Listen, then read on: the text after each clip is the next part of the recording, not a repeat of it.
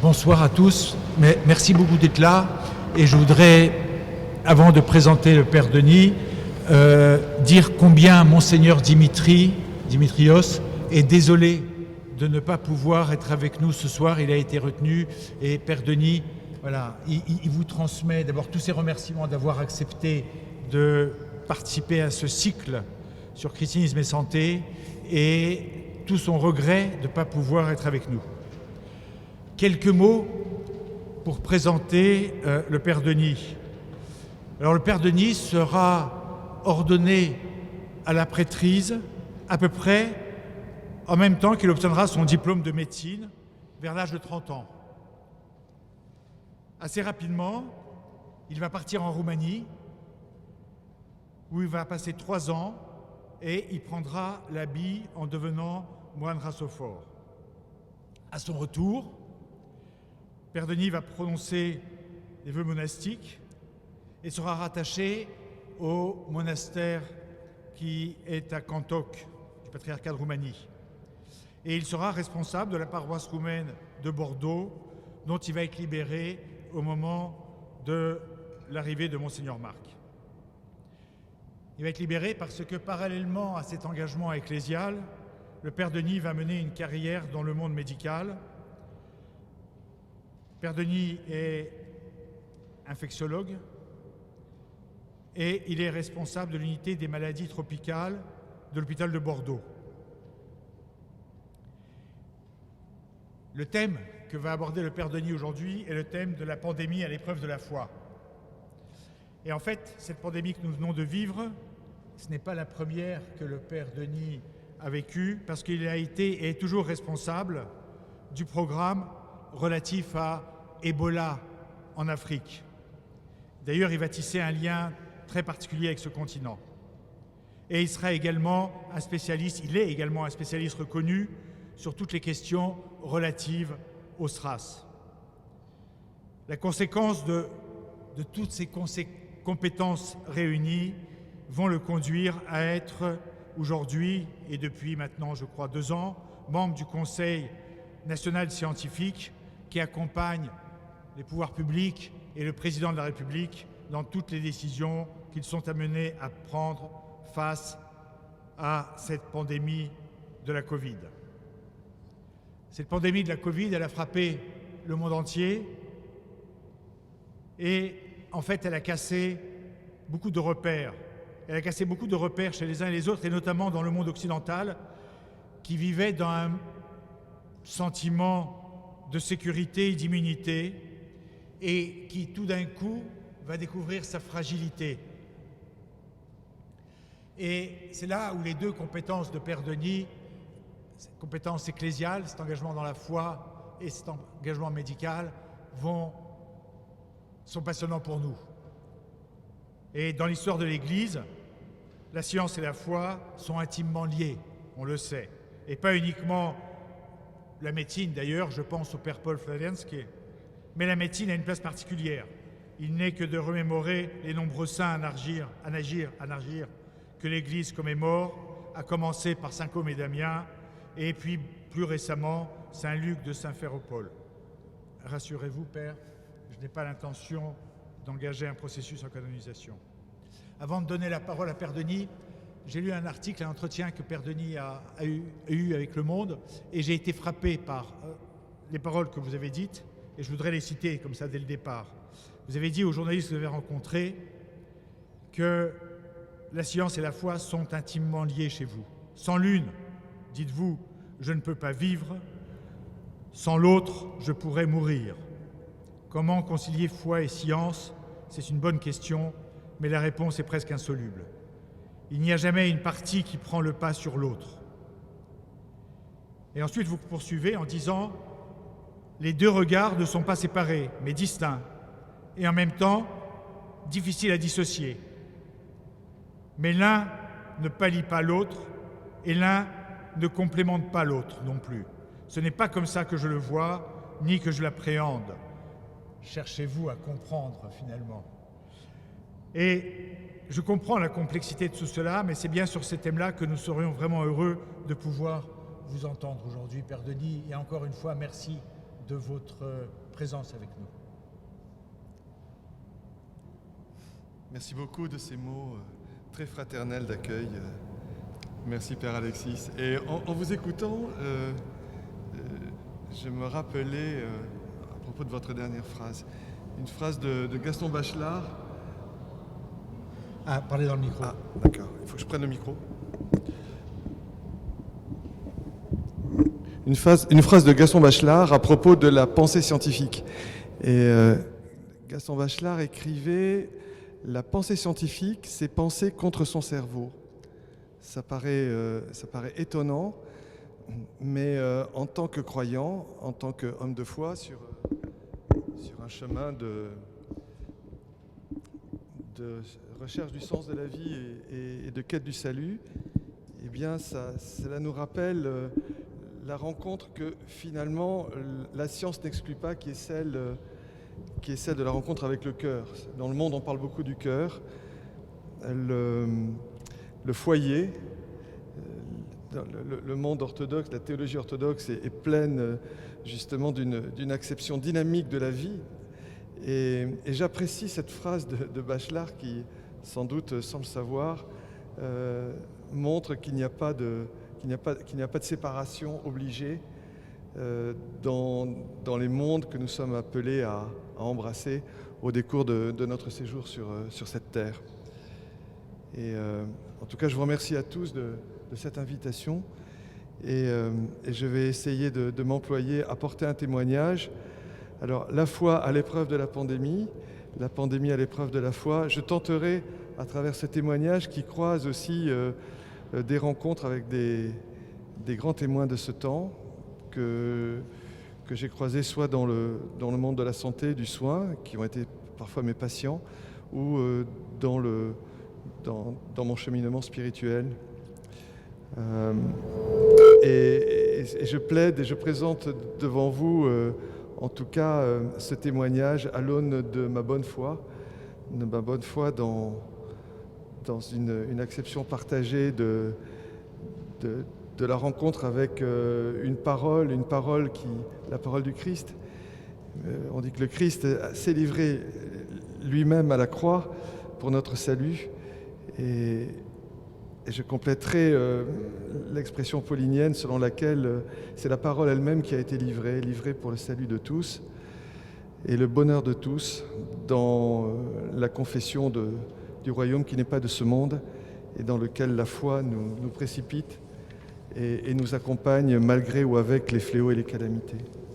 Donc dans mon propos, je vais tenter de m'extraire de trop de rubriques. On ne parlera pas de chosification trop avancée, de vaccins, de masques, etc. Mais je vais vous inviter à partager avec moi ce qu'est déjà une épidémie dans la rencontre de ces éléments tragiques avec l'activité humaine. Non pas pour déprécier forcément l'activité humaine, mais en préciser son contour, ses capacités de nuisance parfois, de rectification toujours. Et puis, à partir de là, d'essayer de comprendre pourquoi l'épidémie de Covid a été si violente. Comme l'a très bien rappelé le Père Alexis, c'est un choc de rupture, sociologique.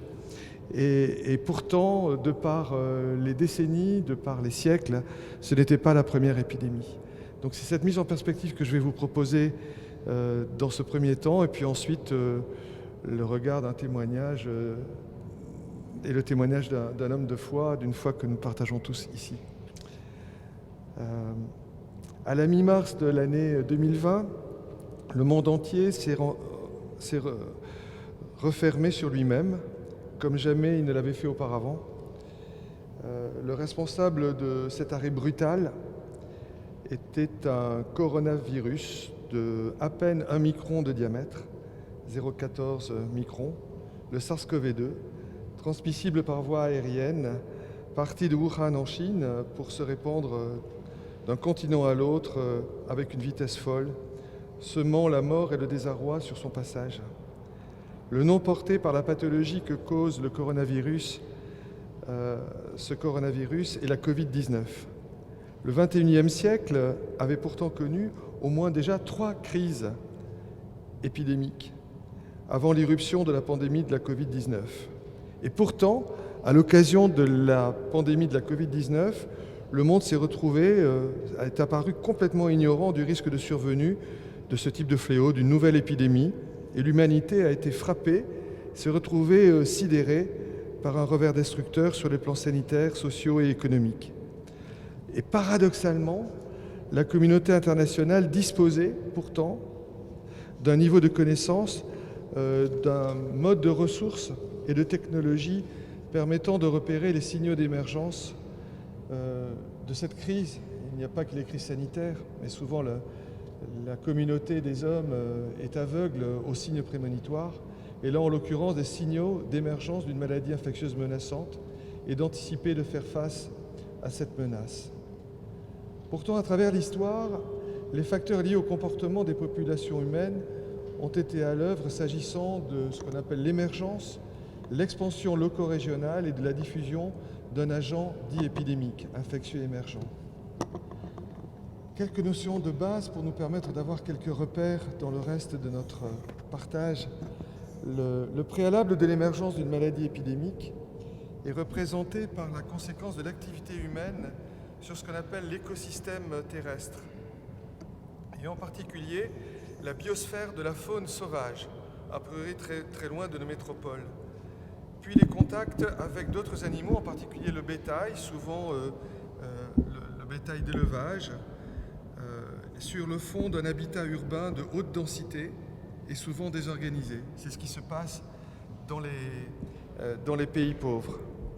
Par la suite, d'autres facteurs déterminent la production de ce qu'on appelle des chaînes de transmission et d'implantation de l'agent émergent par le truchement de la mobilité humaine, qu'elle soit consentie pour des raisons de lucre de tourisme ou contrainte, les réfugiés, les migrants issus des conflits de ce siècle, des déplacements internationaux, animaux également et humains, et du commerce international.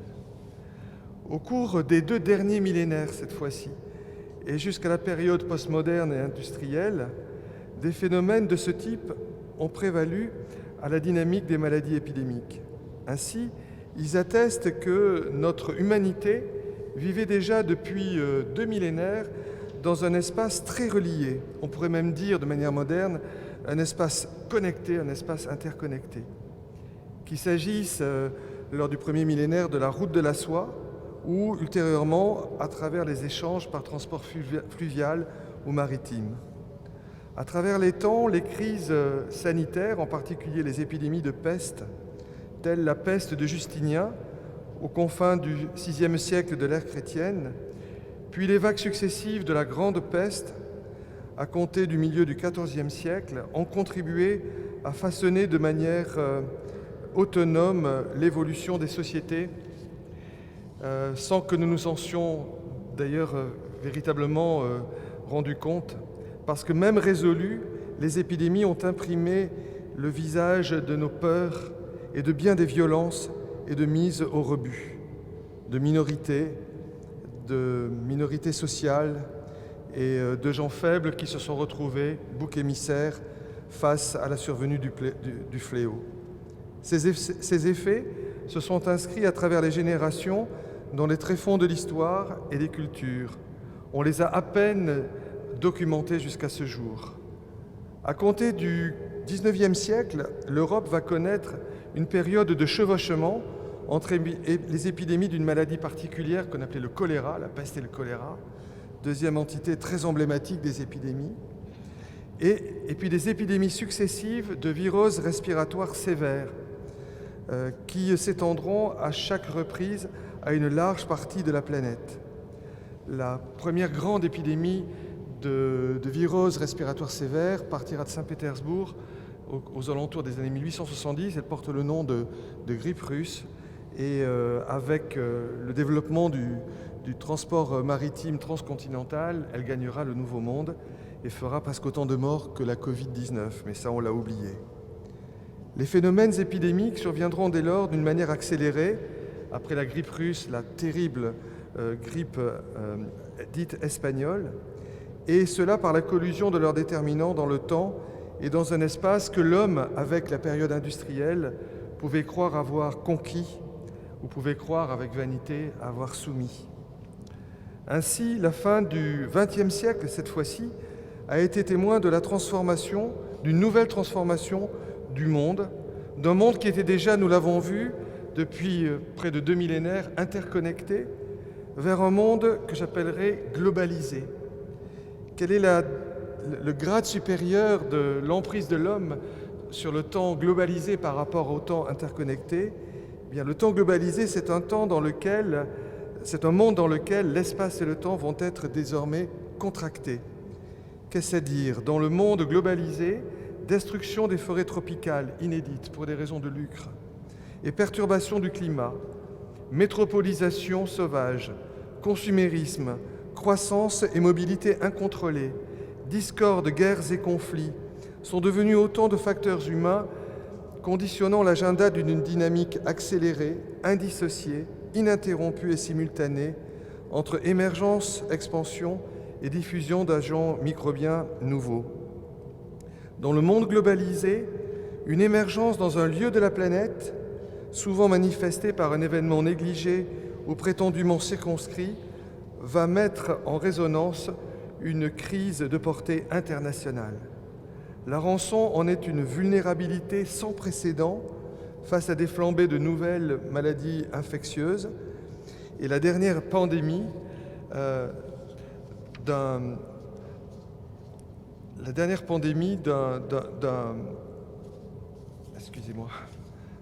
À ce jour, donc la pandémie de la Covid-19 aura un retentissement inédit. Cette pandémie va interroger les profondeurs de nos mémoires, si fragiles, si réfractaires, et sonde notre quête de sens à l'endroit du temps que nous impartissons, qui est imparti aux vivants. Les brèches du monde ont permis l'irruption absurde, violente, du malheur et de la pandémie, parce que la pandémie a profité du désordre du monde auquel nous avions consenti. Elle s'est immiscée de manière brutale dans des fissures s'il ne s'agit des brèches. Dans mon propos, dans mon témoignage, on va régulièrement parler ou reprendre ces figures des murs, des fissures et des brèches. Pour le moment, nous voyons qu'elles sont faites à cause de l'homme et de son imprudence pour son malheur. Car sans détour, la pandémie nous renvoie à un exercice de discernement sur notre place et sur la nature des concessions auxquelles nous avons consenti à l'endroit d'un monde sidéré entre temps accéléré et myopie du désastre. Ainsi, des leçons de l'histoire récente, même beaucoup plus récentes encore que la grippe russe ou que la grippe espagnole, peuvent nous adresser plusieurs repères alors que la peur, les incertitudes, l'amnésie et les larmes de la création tout entière et l'expérience de nos limites appellent à repenser le sens de notre existence. Le temps, le repère que je vais vous proposer, c'est un temps que nous avons presque tous connu ici, en tout cas pour ceux qui sont de la génération entre 30 et 60 ans, et 70 ans ou 80 ans. C'est l'époque des années 70, l'époque des événements de mai 68, des événements de la guerre du Vietnam, et qui pourtant ont été en même temps celui d'une pandémie extrêmement meurtrière, qui a fait autant de morts que la Covid-19, qui tuait non seulement les anciens mais aussi les enfants, qu'on appelait la grippe de Hong Kong. Je suis sûr que la plupart d'entre nous a oublié cette pandémie qui avait cruellement frappé la France, dont on est sorti avec 5 vagues, presque comme la Covid, et cela sans mesures barrières, sans confinement. Qu'est-ce qui s'est donc passé entre les années 1970, période de la pandémie de la grippe de Hong Kong, et les années 1920? Le monde et nos sociétés avaient encore changé. Quels sont les éléments de ce changement qui font que nous cultivons à la fois cette amnésie et notre peur face au fléau et que nous ne comprenons pas la capacité avec laquelle nous pouvons nous emparer de notre vulnérabilité et de notre faiblesse pour, selon l'expression de l'apôtre, en faire une force. Un exemple, je vais en citer 2. Un exemple est celui du regard que le monde occidental va porter sur la mort. Le passage du seuil est devenu caché en 30 ans. La proximité avec la culture du trépas disparaît. Entre autres exemples, le déni de la mort s'inscrit dans des promesses ambiguës, telle la promesse de l'homme augmenté, de l'homme invaincu, promesse adressée au nom de la préséance de la productivité industrielle ergonomique à travers le mythe du transhumanisme. Transhumanisme dont on parlait dans des tas de débats en 2020 avant qu'on se retrouve tous humiliés par la violence et le côté abrupt de la Covid-19. C'est désormais à l'hôpital que l'on rend son dernier souffle. Ainsi donc, le trépas ne se vit plus en famille, mais il est caché, dénié. Et c'est néanmoins sans étonnement que nous autres, les soignants, allons nous retrouver témoins ou accompagnants involontaires de la reconstruction circonstancielle de familles décomposées, mais rassemblées in fine au chevet d'un proche vivant ses dernières heures. Et pourtant, céder au déni de la mort, c'est aussi oublier le propre de la vie, puisqu'il ne nous est repris que ce qui nous a été confié. Dans ma vie de soignant et de pasteur, le partage de la culture du trépas m'a souvent rappelé une phrase adressée par une personne que j'ai croisée dans ma jeunesse, un artiste exilé du nom d'Andrei Tarkovsky, qui, sentant sa mort prochaine, a tenté de se confronter à la question du sens de la vie dans une œuvre cinématographique testamentaire produite en 1986 du nom de Le Sacrifice. Cette phrase, je vous la partage, elle m'avait fortement marqué à l'époque. On la retrouve, si vous vous intéressez à la cinématographie, dans l'édiction de cette œuvre. Si toute offrande, si tout don, y compris le don de la vie, tout cadeau est un sacrifice, c'est-à-dire opérant un passage sans concession du profane au sacré, le sacrifice est en retour une offrande, un cadeau de la vie qui rend celui qui donne et en retour reçoit pleinement vivant. J'oserais dire selon l'expression d'Irénée de Lyon lorsqu'il paraphrasait la proposition de l'apôtre Paul. L'homme en pleine vie, la gloire de Dieu. Les 30 dernières années auront été aussi celles d'autres confrontations que celle de l'abandon, du déni de la culture du trépas. Une d'entre elles est l'avènement de la médiation des écrans. Elle porte comme corollaire l'explosion suivie du tsunami des réseaux sociaux, des médias numériques et des relais d'information en diffusion continue, réelle ou supposée. Nous l'avons tant entendu et nous en avons tellement souffert pendant la pandémie. Nous en vivons encore avec le conflit que nous vivons, que nous supportons, avec la guerre fratricide que tout le monde connaît actuellement. Nous vivons désormais le monde à travers un tempo empreint par l'instantanéité et l'appétence de l'émotion et de la compulsion, avec comme corollaire le risque d'enfermement dans un espace in fine peu libre, liant la médiation des écrans au contrôle par les algorithmes et par la fragmentation du lien entre les personnes. Je hais cette époque où l'homme s'inscrit sous un totalitarisme universel, détaille tout, poli et tranquille, écrivait Antoine de Saint-Exupéry. Que dirait-il aujourd'hui? Et de poursuivre ailleurs. En général, il n'y a qu'un seul problème de par le monde, c'est rendre aux hommes une signification spirituelle. On ne peut plus vivre de frigidaire, de politique, de bilan ou de mots croisés. On ne peut plus vivre sans poésie, sans couleur ni amour. Et je rajouterai, on ne peut plus vivre sans un temps, sans des temps apaisés. Dans le contexte de ces ruptures de ces 30 dernières années, je poursuis en disant que, et tout à coup, le soir venu, sans paraphraser les Actes des Apôtres, la pandémie fit irruption. Le temps était venu où les deux battants de la porte se ferment sur la rue, quand s'abaisse le bruit de la meule, où l'on se lève au chant de l'oiseau, où s'affaiblissent toutes les filles du champ, comme le rappelle l'Ecclésiaste. C'est une réappropriation audacieuse de ce temps et l'acception de forces apaisantes que ces 2 années de crise maintenant nous adressent. Cette réponse conjugue l'urgence sanitaire, l'urgence sociale, l'urgence culturelle et salutaire, avec la revendication d'une résilience transformée en persévérance et vivifiée par l'espérance.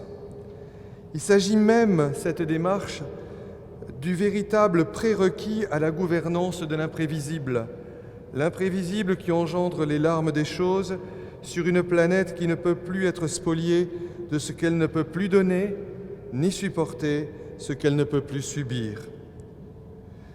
À la fin, les battements du temps long, laissant les choses se révéler librement, nous instruisent sur le chemin menant vers l'appropriation de notre propre création et de son corollaire, notre vocation, notre appel, avec comme seule arme au poing l'humilité du cœur, retourner au commencement et à son auteur, retourner à Dieu.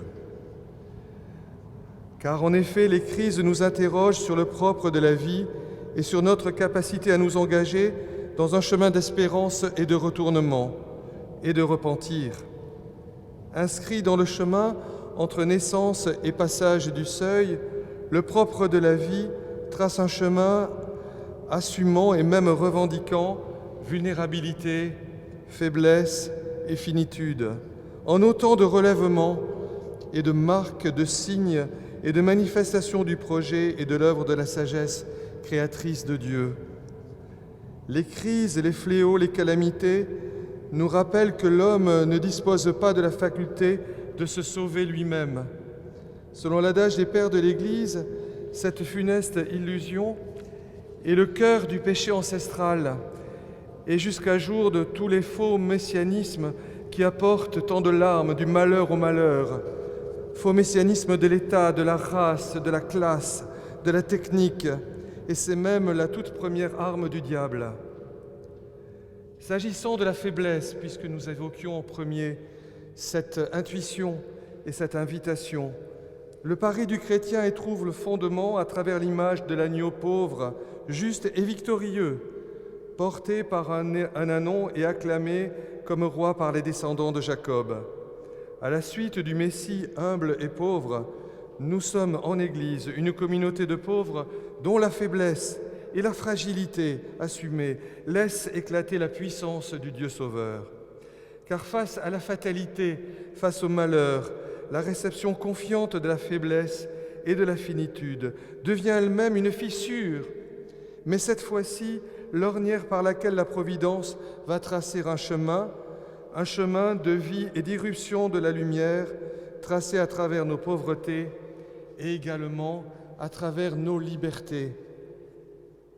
J'en viens aux libertés, car la liberté de l'homme est convoquée à l'agenda du programme de notre chemin à l'heure des épreuves, des calamités et des pandémies. Elle se pose en écho de l'espérance qui est en nous, de par la grâce vivifiante transmise par l'Église et manifestée dans la vie publique de Jésus le Christ. Le Seigneur a réalisé de nombreux miracles et guérisons parmi les Juifs et tous ceux qui l'entouraient. Des miracles qui étaient subordonnés à une autre signification qu'une amélioration simple de notre condition de vie. L'annonce, la révélation de la bonne nouvelle. Et de fait, Jésus le Christ et les apôtres n'ont pas guéri tout le monde. Et la paix, dans sa dimension de tranquillité de l'ordre, nous le savons aujourd'hui, n'est pas en l'état universel.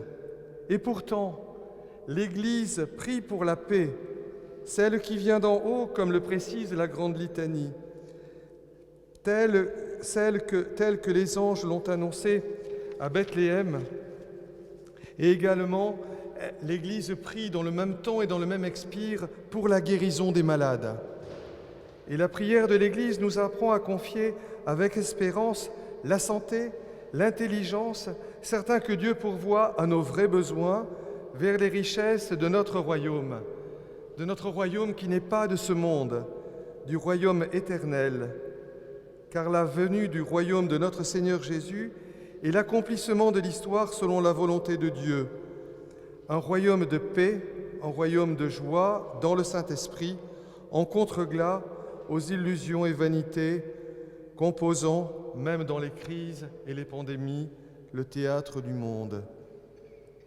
Les pères qui nous ont précédés, nous ont transmis la sagesse de cette expérience unique et salutaire. fondée sur la confrontation avec le désastre causé par les épidémies qui se sont répandues dans le passé. L'enjeu théologique est de taille. L'enjeu théologique posé par les pandémies dans l'histoire est celui des rapports entre le plan de Dieu, la foi et la marche naturelle du monde. Cet enjeu interroge la causalité des calamités, d'autant plus accablante qu'elles frappent indifféremment, y compris des hommes de grande sainteté, comme saint Pacôme et nombre de moines du désert de Thébaïde, lors de l'émergence de la peste de Justinien au VIe siècle en Égypte. Les épidémies, nous disent les pères, ne sont pas le fruit de la fatalité chère au paganisme, ni telle la vengeance d'une nature meurtrie par les dommages dont nous l'avons accablée, ni une punition ou une rétribution divine, mais elles adressent la tentative d'un avertissement, d'un sursaut à travers lequel l'homme est appelé à produire des moyens de réponse dans l'humilité et dans la fidélité. Ce programme est conditionné par le don de Dieu à l'homme, parmi tant de dons, d'un bien inestimable, celui de la liberté. D'aucuns appelleraient le libre arbitre. Je continue simplement à l'appeler la liberté. Ainsi, c'est par l'exercice reconnaissant de la liberté que l'homme peut être guidé en vue de la découverte et de la production de remèdes curatifs ou préventifs en vue de tempérer la douleur du monde. Au début du XVe siècle, au cours d'une des vagues épidémiques de la grande meurtrière, en grec on l'appelle Totanatikon, la grande peste, la pensée de pères absolument admirables qui en plus étaient des médecins, qui sont relativement peu connus, mais que la recherche scientifique dans le domaine de l'histoire byzantine a remis à l'ordre du jour, je pense à saint Anastase le Sinaïte, va être développée dans l'enseignement pastoral et sous la plume de saint Marc d'Éphèse, pasteur et défenseur de la vraie foi en des temps troublés s'ils en étaient, y compris dans la vie de l'Église. Vous le savez tous avec la tentative très délictueuse de l'union de Florence.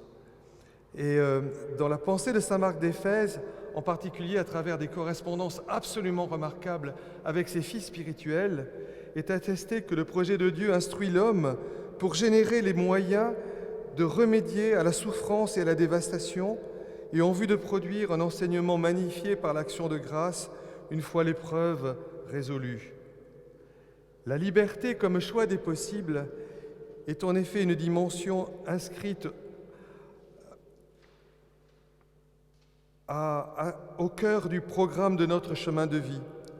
Il s'agit ici de la liberté que l'apôtre qualifie de glorieuse, chapitre 8 de l'Épître aux Romains, au travers de laquelle nous sommes appelés à accueillir Dieu pour nous diriger vers lui et vivre en lui.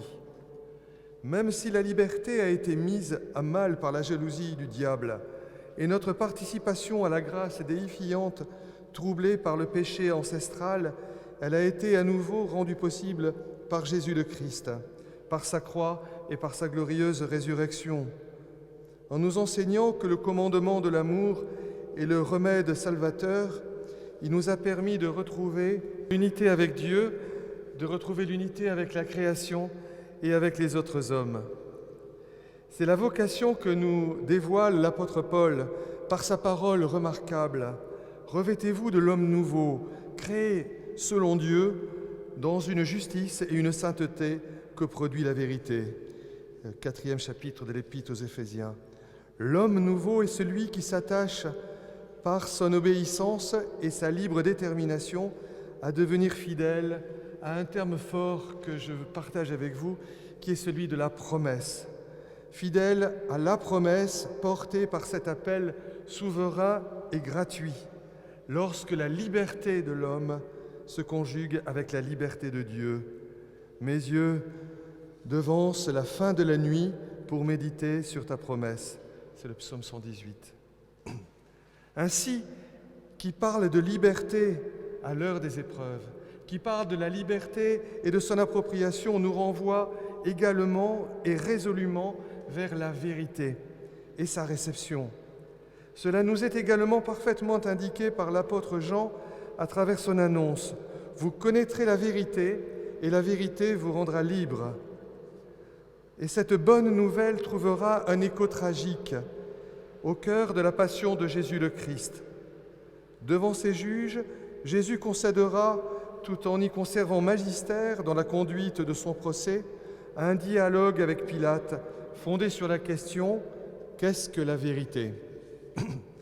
La question de Pilate a sans doute une teinte de joute philosophique, mais quelle qu'en soit l'apparence, la réponse parfaitement éloquente qui sera donnée par Jésus ouvre une perspective et un sens dépassant le cadre d'une simple rhétorique.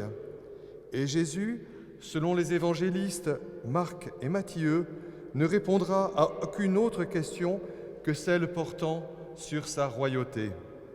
En fait, le Jesus autem tacebat, le grand silence de Dieu, se posera en contre-glas d'un jardin d'absence. La réponse remplie par le silence de Dieu sera manifestée par le chemin et l'élévation volontaire de Jésus le Christ sur la croix. Ce silence nous envoie, à l'heure de la pandémie, à la confrontation avec le temps de l'épreuve, de la ténèbre, de la calamité et au malheur. Et les crises pandémiques en sont un emblème. Et ce silence nous renvoie à un développement de l'œuvre de salut opérée dans le mystère du Christ, inséparable du don souverain, volontaire et gratuit de sa vie sur la croix. Son silence donne puissance sonore au chant du coq qui retentit jusqu'aux confins du cosmos en écho aux larmes de l'apôtre Pierre après son reniement. Ce silence anticipe et proclame l'avènement d'un jour d'après, puisque telle est l'actualité, qui est à la fois celui du déjà là et du pas encore, celui de la résurrection, à la célébration de laquelle le grand carême nous prépare. Car dans la conscience chrétienne, la mort du Christ n'est pas caractérisée par ses seules souffrances. Le salut qu'il apporte au monde n'est pas à mesurer par les affronts et les blessures qu'il doit subir et au grand cri de sa dernière parole sur la croix, tandis que les ténèbres se firent sur toute la terre. Ce temps intermédiaire du silence donné comme réponse à la question de Pilate sur la vérité est bien davantage qu'un temps mort, et que le seul temps de deuil inscrit entre la croix et la pierre roulée du tombeau vide. Cet entre-deux est le jour où le Christ accomplit jusqu'au bout et avec obéissance l'œuvre que lui a confiée le Père, celui de conduire tous les hommes, morts ou vivants, et avec eux la création tout entière à la plénitude de la vie. À l'heure de la pandémie, à l'heure de la Covid, le temps de la confrontation au silence trouve écho à nos souffrances, à nos larmes, à nos peurs, au moment non partagé d'un au revoir présentiel et à nos deuils. Cette entremise trouve aussi écho à nos privations de ressources habituelles au moment des confinements, des activités ordinaires et aussi de leur dispersion. Cette entrevie trouve encore écho au silence de plein ciel, assourdissant, de nos villes désertes qui, de par la planète, au moment du premier confinement du printemps 2020, renvoyaient l'image sidérée d'un monde qui aurait disparu.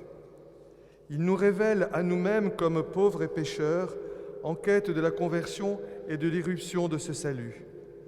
Il est, dans le même temps, le temps du silence nous instruit comme veilleurs qui adresse son injonction au Seigneur lui-même au temps de son repos.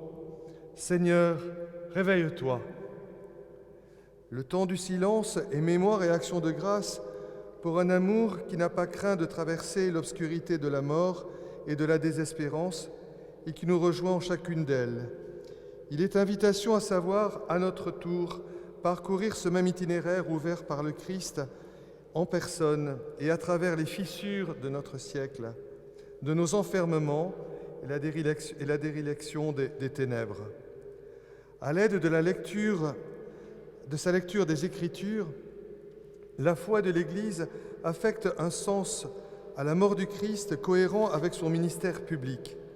À l'heure de l'épreuve et de la calamité et des pandémies, la foi de l'Église en a fait un temps de rencontre avec les plus démunis.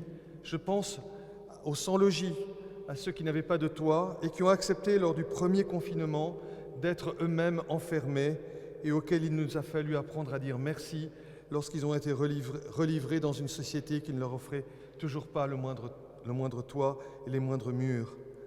De rencontre donc avec les plus démunis et de solidarité avec ces peuples que l'on repousse aux limites, au limbe de l'humanité et encore les nations meurtries par la guerre. Un temps d'espérance, de réception du pardon, un temps de proclamation de la parole, là où elle n'avait pas encore retenti, en premier lieu à travers l'au-delà du fond de nous-mêmes. Au temps de la pandémie, l'apôtre nous exhorte à ne pas déroger à l'urgence sanitaire essentielle, considérée et constituée par le commandement salutaire de l'amour. Lorsqu'il nous adjoint à ouvrir nos murailles, à ouvrir nos murs de confinement, à nous défaire des peaux en serrant notre cœur. Et l'irruption de la grâce que révèle l'amour par la communion, à travers les fissures de nos murs, ouvre la voie à la réception du miracle, du véritable miracle, et anéantit la peur. Ainsi l'âme devient une maison de prière lorsque le souvenir continuel de Dieu y est célébré.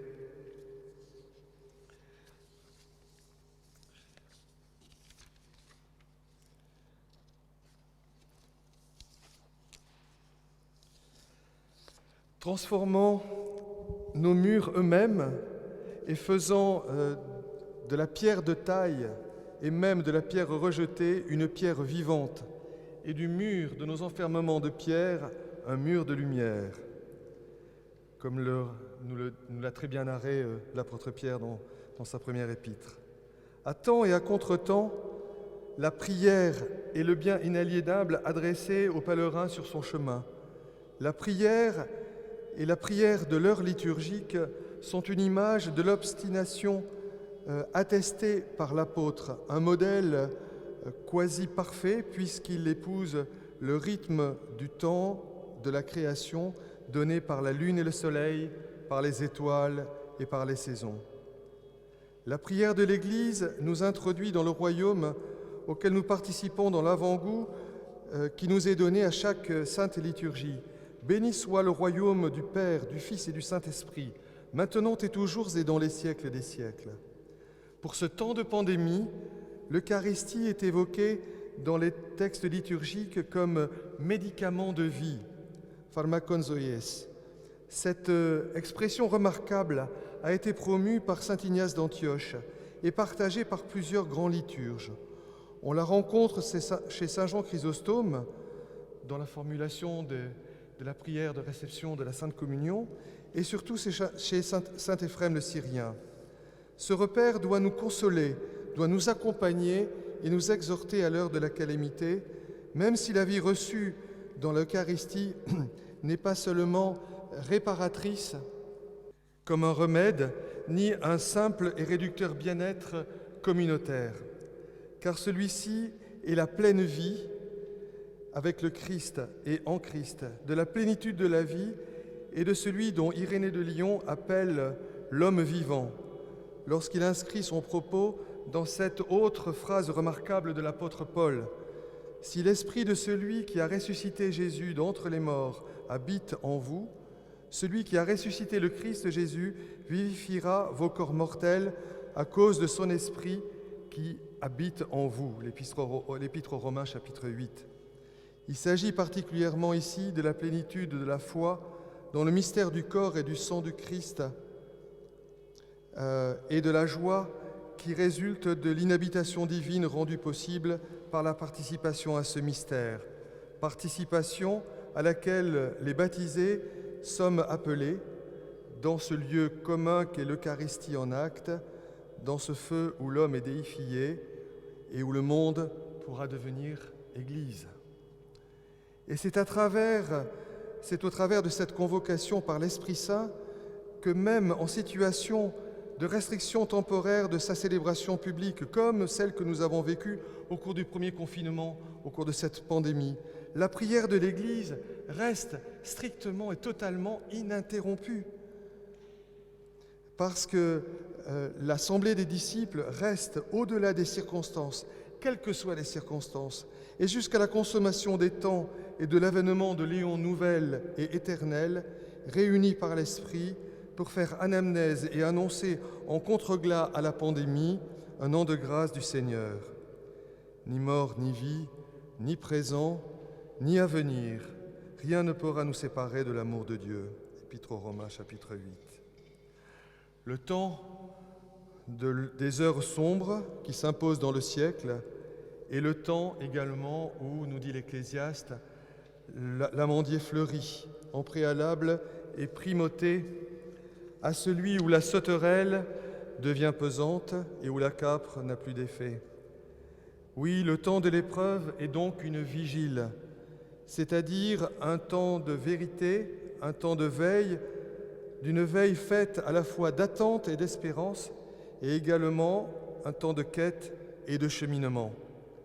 On se souvient que le Christ a exhorté ses disciples à être des veilleurs et à prier avec persévérance. Ce temps de veille reprend à son compte les prières de nuit au cours du ministère de Jésus. Il invite également à s'unir à la supplication du Christ à Gethsémani. « Veilleurs, où en est la nuit ?» Rassemblés sans céder à l'enfermement d'un jour sans fin, victimaire ou complaisant, ni se soustraire, ou s'égarer dans le rêve d'un jour d'après l'épidémie, amnésique et insouciant, le veilleur fait mémoire du jour où il n'y aura plus de larmes, ni lune pour éclairer la nuit, ni soleil pour présider au jour. Au questionnement du psalmiste, « Qu'est-ce que l'homme pour que tu te souviennes de lui ?» répond la salutaire pédagogie de l'Église, inspirée par la divine contradiction. Tu l'as fait de peu inférieur à Dieu, tu l'as couronné de gloire et de magnificence. Dans ce temps présent, elle nous appelle comme viatique de la véritable résilience. Elle nous rappelle notre vocation de gardien de la création dans la perspective de sa consolation et de son accomplissement. À travers cette intuition, elle nous rappelle notre responsabilité et au commandement de prendre soin de la nature que nous avons tant maltraitée, prendre soin de la nature par amour de Dieu et de sa création. Et elle nous convoque dans la louange par une stance pascale, Sion, danse pour tes veilleurs. Okarios na enai evlogimenos, se ola tu ta erga. Dieu soit béni dans toutes ses œuvres. Telles furent les paroles de viatique qu'a prononcées notre Père parmi les saints, Silouane Latonite, par lesquelles je termine ce témoignage. Je vous remercie de votre confiance et de votre attention. Merci beaucoup, Père Denis, pour cette méditation, pour vos paroles. Je pense qu'elles doivent se prolonger par un partage et que peut-être les uns ou les autres, soit vous avez des questions, soit vous avez des envies de, simplement, au-delà de la question de partager quelque chose. Je sais que parmi nous avons aussi d'autres médecins, certains médecins qui ont vécu cette pandémie, certains à l'hôpital, d'autres dans des cabinets généralistes. Certains d'entre nous ont été malades ou ont eu des proches qui ont été malades. Pour les prêtres, nous avons eu à accompagner effectivement des familles qui n'ont pas pu faire de deuil, qui n'ont pas pu accompagner celui qui partait, leurs proches. Et c'est vrai que c'est des grands moments de fragilité. Et donc peut-être, voilà, c'est un bon moment peut-être pour partager autour de ça, vous poser des questions, tout simplement. Ou faire silence, parce que le Père a beaucoup parlé du silence, donc du coup c'est... Silence de Dieu.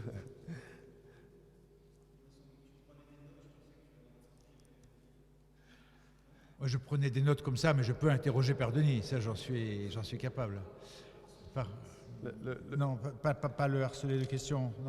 Non, j'ai été très touché par le fait que vous ayez évoqué, Père Denis, le psaume 118, au moment où vous avez dit que la liberté de l'homme se conjugue avec la liberté de Dieu. C'est quelque chose qui est énorme. Et en tant que pasteur, on a été confronté dans nos communautés, et je dirais même plus globalement dans l'Église, avec un moment quelque part de négation. On a eu un sentiment de négation de la liberté à cause de la peur.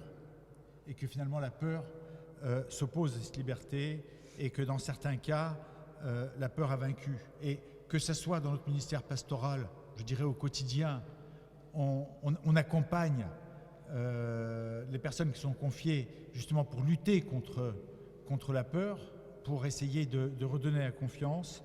Et là, la peur a généré, je dirais, dans certains cas, un certain, j'ose le terme, obscurantisme, contre lequel, dans l'Église, il a fallu lutter. Et vous-même, vous avez dit, et j'ai passé un certain nombre d'années dans les pays de l'Est, et je me suis toujours battu contre l'idée, contre les personnes qui venaient me voir en me disant, voilà, Dieu nous a punis. Ça m'arrive parce que Dieu m'a puni. Moi, je dis non, Dieu, il ne punit pas. Dieu, il nous aime, il ne peut pas nous punir. Mais vous avez évoqué aussi dans votre exposé le fait que Dieu nous avertit. Oui. Alors, c'est le sens de cet avertissement qui m'interroge. Ça, ce serait la première question sur que ça veut dire quoi, Dieu nous avertit. Et puis ensuite, la deuxième question, c'est finalement notre liberté, c'est notre capacité d'exercer notre intelligence. C'est ce que vous avez pu faire en tant que médecin. Et c'est ce qu'ont pu faire tous les chercheurs qui ont pu trouver tous ces moyens de pouvoir guérir, de pouvoir sauver des vies. Et malheureusement, dans l'Église, l'écho n'a pas toujours été, je dirais, réceptif à cette recherche, à cette expression de la liberté, à cette expression de l'intelligence humaine.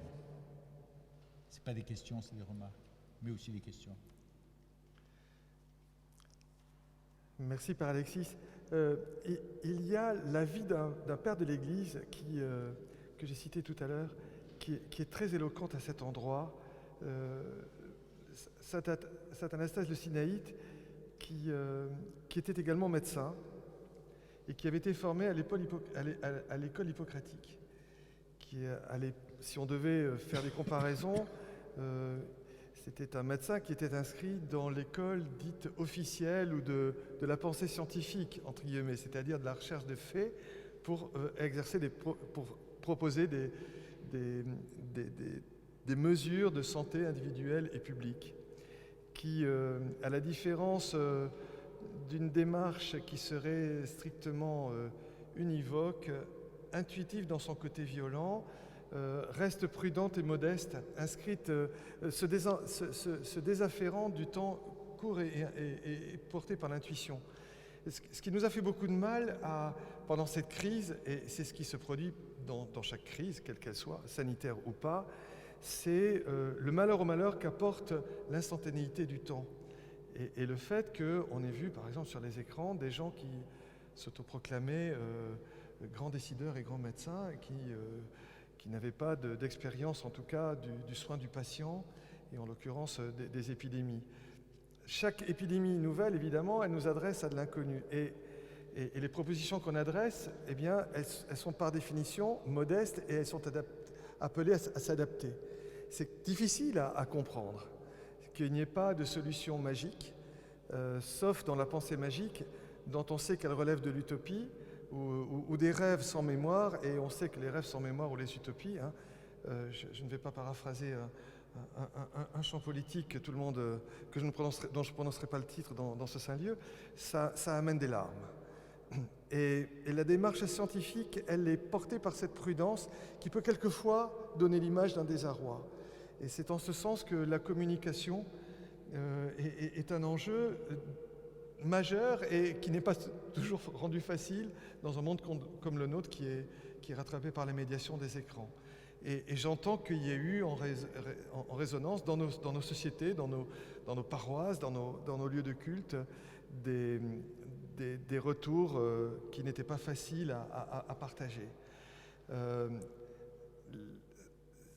De voir des moines qui étaient médecins et qui ont fait vraiment œuvre de sainteté s'avancer avec une démarche médicale la plus modeste parce que justement capable de se remettre en question systématiquement et de ne pas poser l'épidémie comme étant un jugement, mais ce lieu dans lequel le miracle est toujours possible. Celui qui ouvre ses murs, qui laisse son mur ouvrir, non pas pour que l'épidémie fasse irruption dans ses familles et dans sa propre vie, mais qu'il puisse accueillir le pain qui vient de l'extérieur, hein, comme Sainte Geneviève a quitté Paris au moment de la calamité concernant la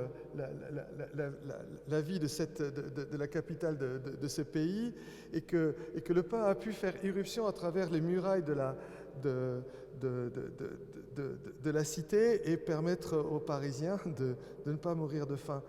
Les murs, on peut les ouvrir dans les deux sens, se laisser envahir par le malheur, par l'immédiateté et accueillir ce qui vient de l'étrangeté, quelquefois de l'étranger, et être nourri et sauvé. Ça implique de la modestie, ça implique d'avoir les yeux ouverts et de rester capable d'être émerveillé et d'être surpris. Je pense qu'être averti par Dieu, ça veut dire être capable encore d'être surpris par une divine surprise, comme, sans vouloir paraphraser la parole de l'apôtre Paul. Quand j'étais à Sophore, j'ai fait un pèlerinage à Jérusalem et j'y avais retrouvé, c'était un endroit, une période compliquée parce que la communauté, la représentation romaine étions entourés à côté de la porte des Lions, d'un quartier où il y avait une grande hégémonie d'un milieu socio-religieux qui ne voulait pas trop des chrétiens. C'était pas très très facile. Et un jour, sans l'habit, je m'étais présenté au mur occidental pour aller, peut-être en silence, me poser devant ce lieu tellement emblématique de l'ancien temple de Pierre. Et avec la barbe, qui était encore plus longue que celle que je porte depuis que je dois porter des masques, dans ma vie de médecin infectiologue et chef de service, on m'a pris pour un juif, ce dont j'étais honoré, car comme le dit Léon Blois, nous sommes tous juifs par héritage. Et un vieux rabbin m'a pris par les épaules et il m'a calé le visage sur le mur occidental, contre une ornière. Et puis, il a vu que je ne parlais pas l'hébreu, et il m'a parlé en anglais, et il m'a dit « Ouvre l'œil, et regarde ». Donc j'étais collé entre deux pierres, et il y avait cette ornière plus ou moins bouchée, entre cette mur, cette fente, cette brèche. Il me dit « Regarde bien, regarde ». Et je n'en menais pas large, je faisais un peu silence, il m'a dit « Regarde, tu vas découvrir... regarde qui te regarde et vois ce qui t'attend.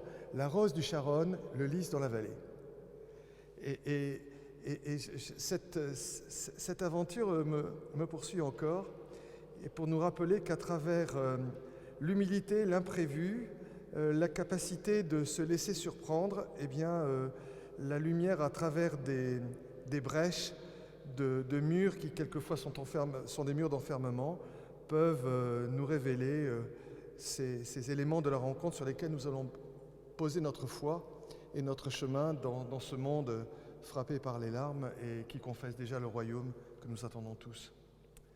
Voilà pour le relèvement. Et puis ce que je voulais rajouter, c'est qu'il est permis aussi, je ne veux pas paraphraser l'apôtre Paul trop régulièrement, mais valeur sûre, oui, tout à fait, Père Alexis. Pas de risque. Pas de risque. Quand il dit « non possumus », nous ne pouvons pas. Avec mes collègues soignants, ça fait partie d'ailleurs des éditoriaux auxquels j'ai consenti dans le journal Le Monde. J'ai co-signé je suis réanimateur de formation initiale, interniste et réanimateur, puis infectiologue. Et au moment de la Covid, avec mon expérience d'Ebola et des maladies vulnérantes sur les terrains africains, qui sont des terres de désolation et d'incurie, quand nous avons vu les premiers patients que nous accueillons en terre bordelaise, nous avons été frappés au tout début de la pandémie, puis ensuite c'est plutôt le Grand Est de la France. Et par voie ferroviaire, nous avons reçu des gens extrêmement malades qui ne pouvaient plus être gérés dans les soins critiques de nos confrères du Grand Est de la France. Et lorsque nous arrivions d'abord, on s'est aperçu qu'ils avaient été intubés. Intuber, ça veut dire recevoir, vous savez, ces tuyaux qui permettent chez des gens qui s'aggravent de continuer à respirer. Mourir d'une Covid, c'est terrible parce que c'est la sensation de l'étouffement. Si certains d'entre vous sont asthmatiques, je ne vous souhaite pas, mais vous connaissez ces temps extrêmement critiques dans nos vies individuelles de perte de la santé. Et donc, quelqu'un qu'on est obligé d'intuber, il est en train de s'aggraver et il sait que malheureusement, il risque de ne pas pouvoir se réveiller. Lorsque certains se réveillaient, et on s'en est aperçu très vite, c'était signé, ils se réveillaient dans des états de stupeur qui montraient que les conditions dans lesquelles cet acte emblématique avait été extrêmement compliqué. Et à l'époque, les autorités nous demandaient de tenir à distance les familles lorsque ces gestes et ces actes devaient être réalisés. Et nous avons posé un non possumus en disant ça, nous ne pouvons pas. Et nous allons l'écrire et nous allons le faire. Et avec les cadres, avec les soignants, nous avons décidé d'accueillir les familles en leur apprenant, et c'est pas impossible, les méthodes de protection, de gestes barrières, de mettre une blouse, une surblouse, un masque, et de venir auprès des leurs, au moment où on va les intuber, même s'ils sont déjà dans un semi-coma avec des gants, de leur toucher le visage, de les caresser, de leur prendre la main et de leur dire ce n'est qu'un au revoir, nous sommes là pour te dire que rien n'est perdu. Et nous avons œuvré pour le retour des familles, pour éviter précisément pour les familles les deuils pathologiques, car malheureusement tous les malades n'ont pas été sauvés, et éviter les syndromes de stress post-traumatique que vivaient ceux qui avaient été intubés, malgré l'attention, la tendresse, l'affection infinie des soignants, malgré sans doute en partie la présence d'un être cher. Voilà, dans les temps de calamité, il faut nous est adressé la modestie, la prudence, le pragmatisme, sans céder à ceux qui, avec du rêve, de l'utopie, sur le mode des rêves qui font tant de mal, je parlais tout à l'heure des faux messianismes de l'État et de la technique, ça en fait partie. Éviter d'amener du malheur au malheur, mais nous avons une capacité d'exercer la liberté pour adoucir un petit peu la douleur du monde, sans qu'elle soit dans l'instantanéité et l'agitation. Merci.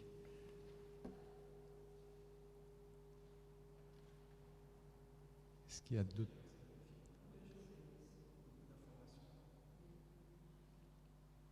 Est-ce qu'il y a d'autres questions, des remarques ou des témoignages?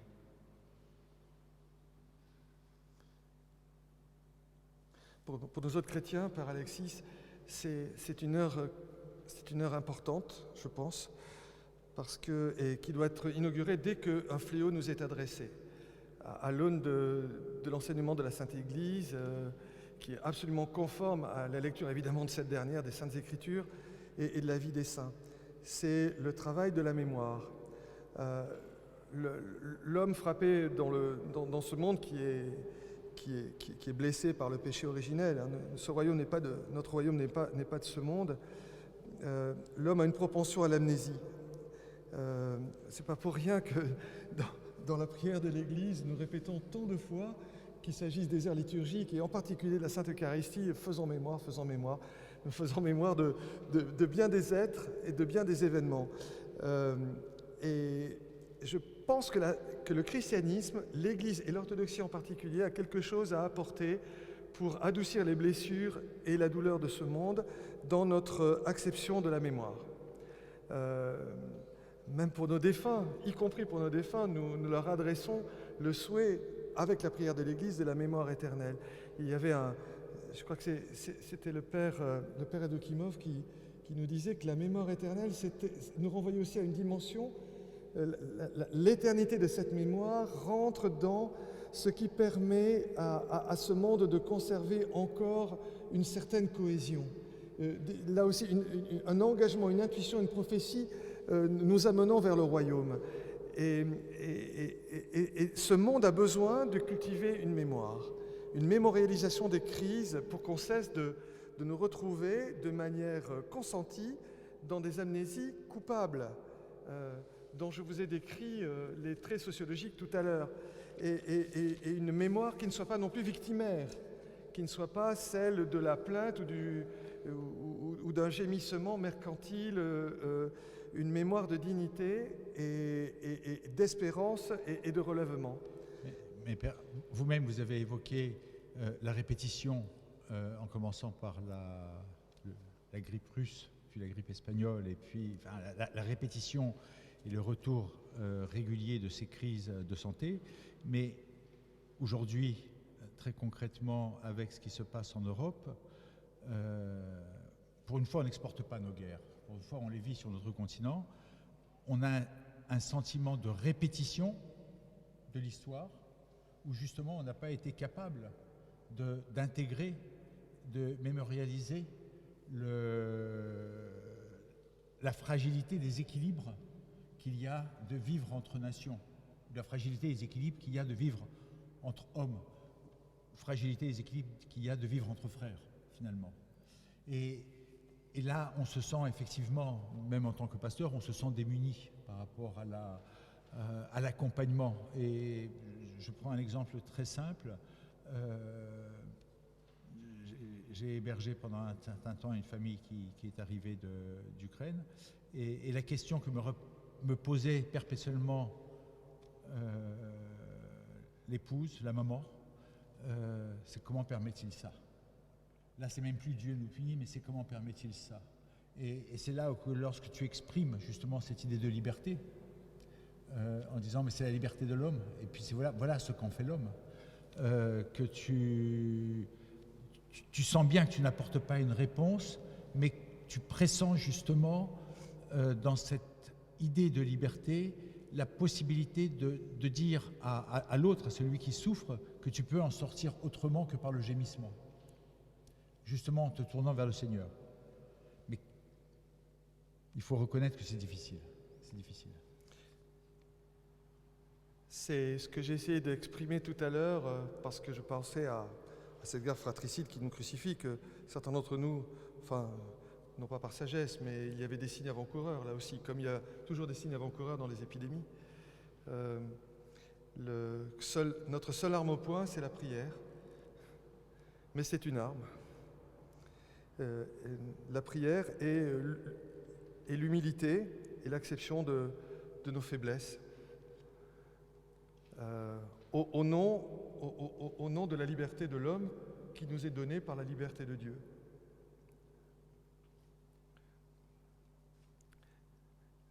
Mais de le discerner, de le déposer, je pense que nous autres chrétiens avons cet immense cadeau, nous qui en sommes indignes, de pouvoir déposer au Saint-Offertoire ces larmes, ce travail du monde au sens, dans la liturgie, le monde byzantin, la théologie, la respiration ascétique et liturgique byzantine est une aspiration dynamique au sens hellénique du terme.